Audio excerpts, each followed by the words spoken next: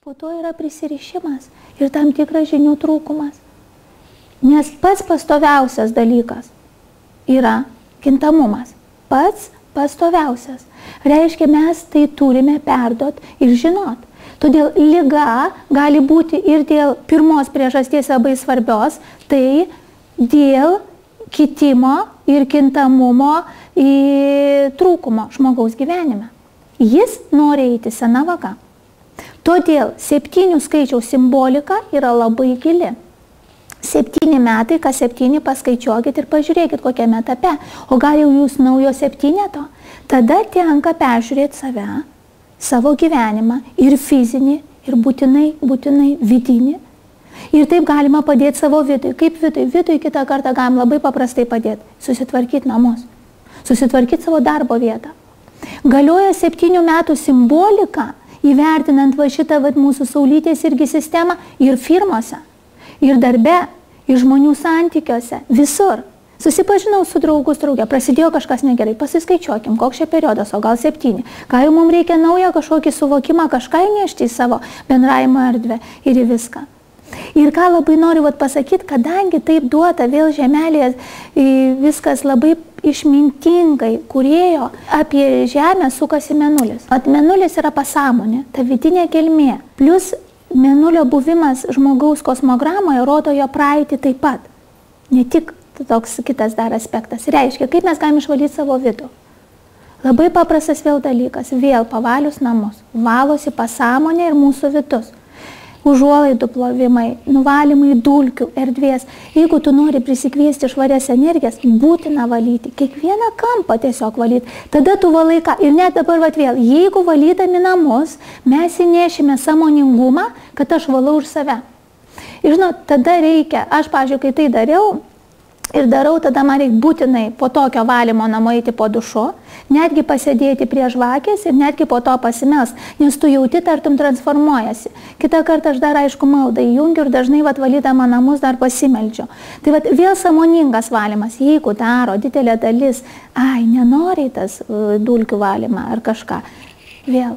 Todėl, jeigu jūs atsiminsit, kad tikrai valant, aš valau ir savo pasąmonės kerteles, išvalau viską, kas jau nereikalinga.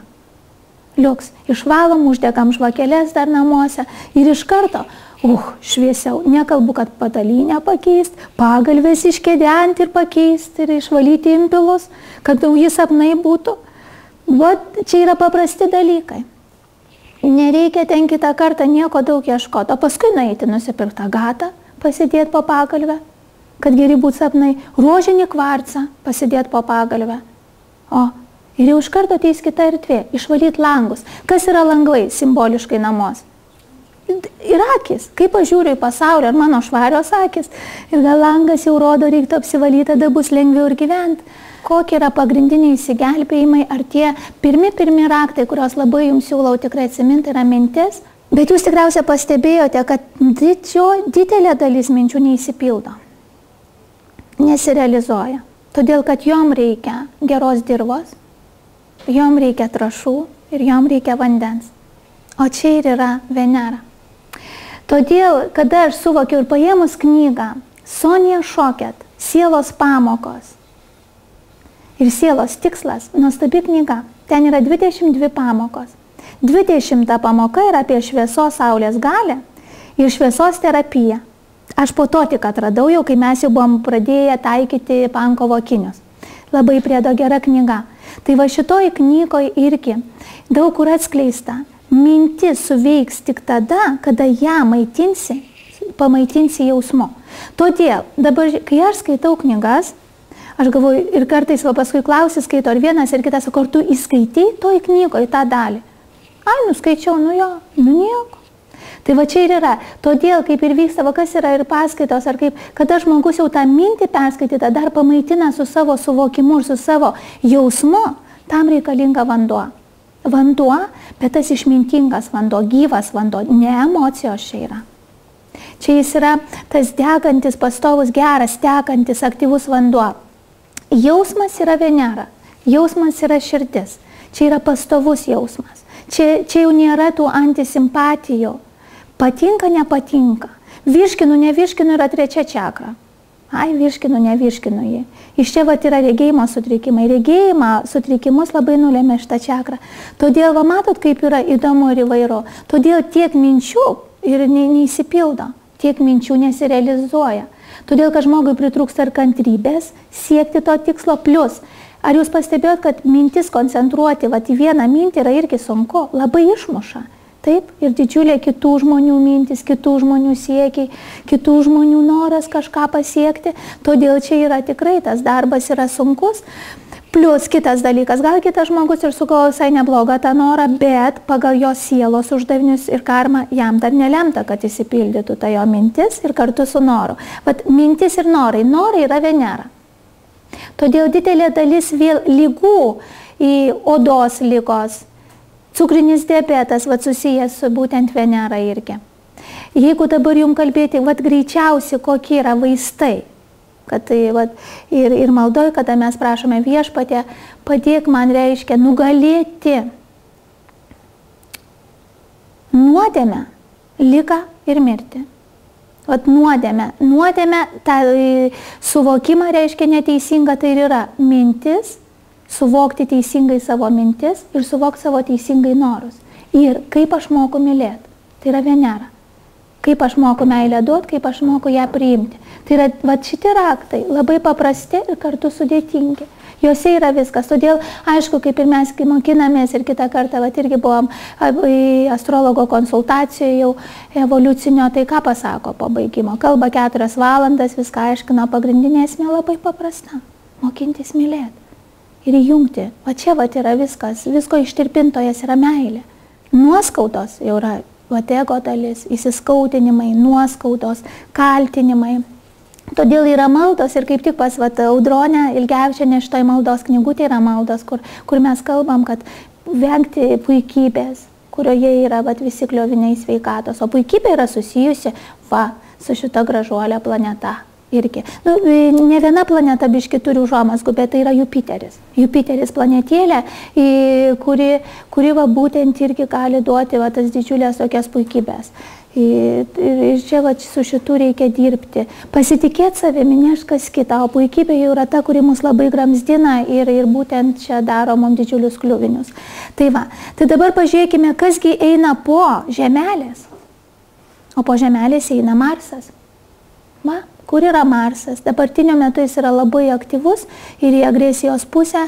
Tai yra valia, kaip žmogus naudoja savo valią veiksmą. Tai yra mintis ir noras yra ir gali jis tik ir likti čia. Ir nieko žmogus nedaro. O jau Marsas yra reikalingas, stoju, einu, darau.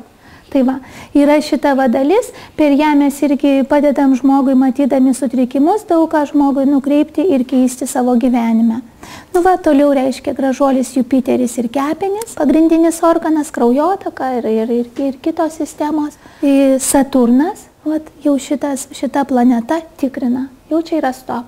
Turi turėti sistemą, turi turėti savo tikslą, savo kelią, savo uždavinius, kaip aš moku.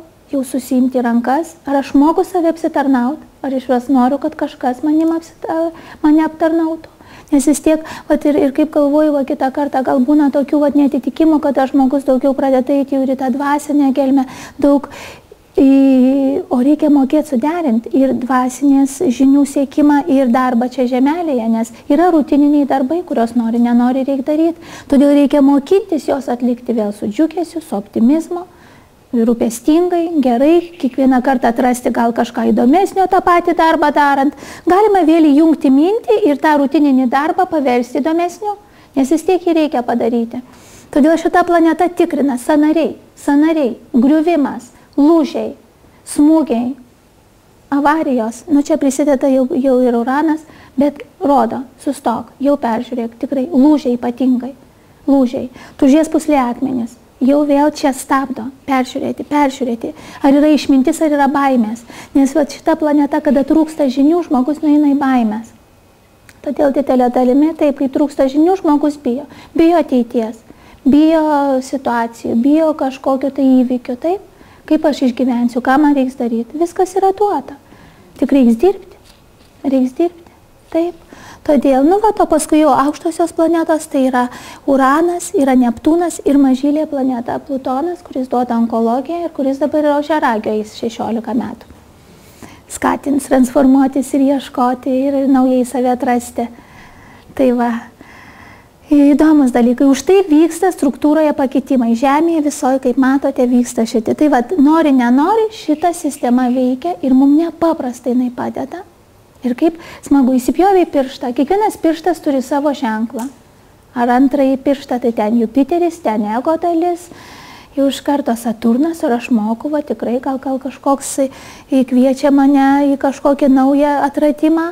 Va, ir šitą matėt, yra va, ir įdėta būtent Dumbaros centre puslapyje. Čia yra kodas, kur žmogų ką reikia nukreipti. Todėl gal jeigu turite kokį klausimą, aš galėčiau jum atsakyti, nes iš tikrųjų, net nežinau, jeigu visus vardinsiu, vėl užims daug laiko, nevardinsiu. Tai va, man jau pasakė, čia mūsų irgi yra darbas, bet žinokit, niekas dar nenori dirbti tiek taip toli ir taip daug. Nes yra kodas, kur ką reikia daryti. Jeigu aš einu į pirtį, pavyzdžiui, vieną ar kitą dieną, aš jau galiu žinoti, ką man masažuoti. Jeigu aš atėjau, kada mėnulis vėžiukį pirtį, per kur geriausia zona į sveikatos? Per ožiaragio, per keliukus. Todėl nepamiršti pasimasažuoti ilgamžiškumo tašką ir kelius. Čia sistema, kurią galima apmokinti. 2,5 paros eina, va, daugiau reiškia per tą zoną sveikatą. Jeigu va dabar, čia ne šito mėnesio, bet dabar esama avine, va iš karto avino zona, galva, mąstymas, mintis. Todėl vėl, kas turi labai akcentuotą avinuko zoną, gali ir greičiau pavargti, gali galvelę skaudėti. Dabar ypatingai, kadangi pilnatis įvyko, gali ir gal kažkam ir galvelę labiau skaudėti. Tai irgi vėl tie galvos skausmai rodys, gal kad toksinų va daugiau tą momentui susikaupia. Todėl, kodėl neišgerti skysčių, nepasidaryti, ką, pažiūrėjau, ir vonelės kojas, padaryti va irgi įsivalymą, kad ir paprasčiausia grįžus namo su druska kojas pamirkyti. Taip, toliau tikrai žiūrėti aikštingumą savo, per šitas dienas aikštingumą, savo ego pasireiškimą, savo visas šitas vadalis. Ar aš moku susimti rankas, ar aš šiandien ne per daug, čia tik save mačiau šiandien. Avinas labai testuoja ego ir tą dalį egocentrišką. Todėl va per čia vėl galima pasitikrinti savo dalį. Audronės Ilgevičienės Akmenų knyga, 2 tomas, labai nuostabiai išvardinta visų šitų pozicijų evoliucinė gelmė ir karminė gelmė. Todėl labai linkiu, jeigu kas norit giliau suprast ir turint šitą kalendorius, jau galite save pastebėti. Kaip jau jums sakiau, kadangi vis tiek jau studijuojam, žiūrim, per ką geriausiai galėsim žmogui suteikti raktus į sveikatą. Taip? Tai vat pasirinkome irgi jau taip atėjo mums viskas irgi iš Rusijos, šis būtent išradimas, Pankovo akiniai. Ir tikrai labai rimtai įsistudijavom iš visų pusių, kaip gydytojos ir kaip sielos kūno gydytojas, todėl kad suvokiam, kad visur reiks daryti namų darbus, ką betaikysi, milijonus kainuojantį produktą gali gerti. Nėra, kad už tai padarytų, nei energetikas, nei niekas, tikrai.